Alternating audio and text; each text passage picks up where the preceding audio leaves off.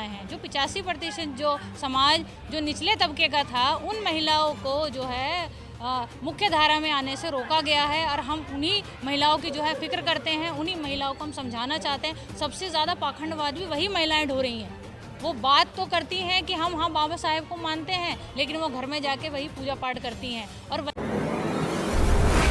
सावित्रीबाई फुले का जन्मदिवस मना रहे हैं, महिलाओं को जागरूक कर रहे हैं। 78 साल हो गए लेकिन महिलाएं आज भी दोयम दर्जे का जीवन जी रही है देश में। क्या कहेंगे इस पर? सभी महिलाएं दोयम दर्जे का जीवन नहीं जी रही। पहली बात हम कहें कि जो सवर्ण महिलाएं या ब्राह्मणवादी मनुवादी परिवार से आने वाली जो महिलाएं हैं, वो तो अच्छे अच्छे पदों पर बैठी हुई हैं।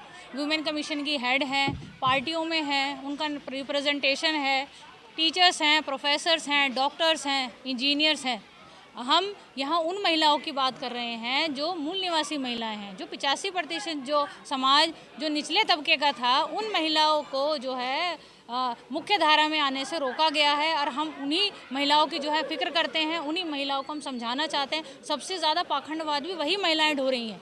वो बात तो करती हैं कि हम हाँ बाबा साहेब को मानते हैं, लेकिन वो घर में जाके वही पूजा पाठ करती हैं। और वहीं हम देखें ब्राह्मणवादी और मनुवादी महिलाओं की बातें, वो बात करती हैं कि घर बाहर कि हम तो मनुस्मृति को मानते हैं, हम तो बहुत धार्मिक हैं, हम ये सब करते हैं। और घर में जाके क्या करते हैं? संविधान पढ़ते हैं, अपने फैमिली को संविधान पढ़ाते हैं, अपने बच्चों को पढ़ाते हैं, और जाकर ऊंचे ऊंचे पदों पर भारत में बैठे हुए हैं।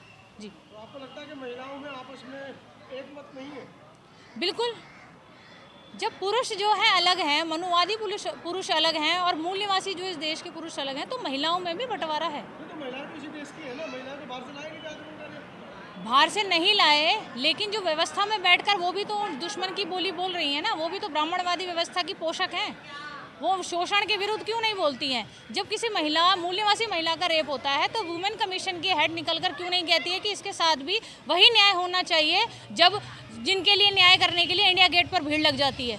इस देश इसकी महिला को रात में क्यों जलाना चाहिए? वो क्यों नहीं निकल कर आती हैं? क्या वो नाम के लिए वुमेन कमीशन की हेड हैं, या सभी महिलाओं की वुमेन की जो परेशानियों की उनको दिक्कत है? उन्होंने बंटवारा किया है, हमने नहीं किया। इस समय देश में अंकिता भंडारी मर्डर केस को लेकर पूरे देश के अंदर सनसनी है। अनुसूचित जाति के एक नेता का उसके अंदर नाम आ रहा है जो बीजेपी के महामंत्री हैं। इस विषय पर क्या कहेंगे आप? बिल्कुल, मुझे लगता है जब ऐसे मुद्दे निकल कर आते हैं, ये अंकिता भंडारी केस काफ़ी पुराना है, कोई नया नहीं है। जब इस तरह से केसेस को हाईलाइट किया जाता है और किसी न किसी को दोषी ठहराना है, तो तब एक मूल निवासी, चाहे वो किसी भी पार्टी का नेता हो, चाहे वो किसी भी पार्टी में हो, लेकिन जो एक विक्टिम के तौर पे जिसको लाया जाता है वो मूल निवासी होता है। अब तक तो दुष्यंत गौतम का नाम नहीं आया था, अब तक जो है कटघरे में किसी मूल निवासी नेता को नहीं चढ़, लेकिन अब बलि तो चढ़ना है, क्योंकि अपनी महिलाएं को भी जो है सांत्वना तो देनी है कि न्याय तो करेंगे, लेकिन न्याय किस तरह का करेंगे? न्याय में भी दोहरा चरित्र है। बलि भी तो आप ही के समाज की महिला चढ़ा रही है। कौन सी बलि चढ़ा रहे हैं?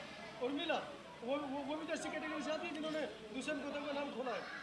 वो उनकी पर्सनल लाइफ को प्रोफेशनल लाइफ में मिलाकर वो अपने पर्सनल द्वेष निकालने के लिए इस तरह का काम कर रही हैं। आप मुझे बता दीजिए, भारत में ऐसा कौन सा नेता है या कौन से इनके ब्राह्मणवादी मनुवादी पार्टियों के लोग हैं जिन पे कोई क्रिमिनल केस ना चल रहा हो, रेप और असॉल्ट के जो है इन पे कंप्लेंट्स ना हो? इतने ज़्यादा केसेस जो इन पे लगे हुए हैं, क्या उनको उजागर किया जा रहा है? लेकिन एक केस को हाईलाइट करके हम ये बता दें कि ये दुष्यंत गौतम ने किया है और वही एक नेता है।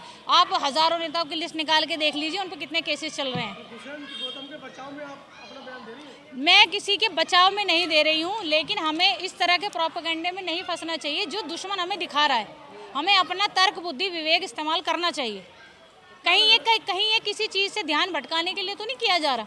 ऐसा नहीं।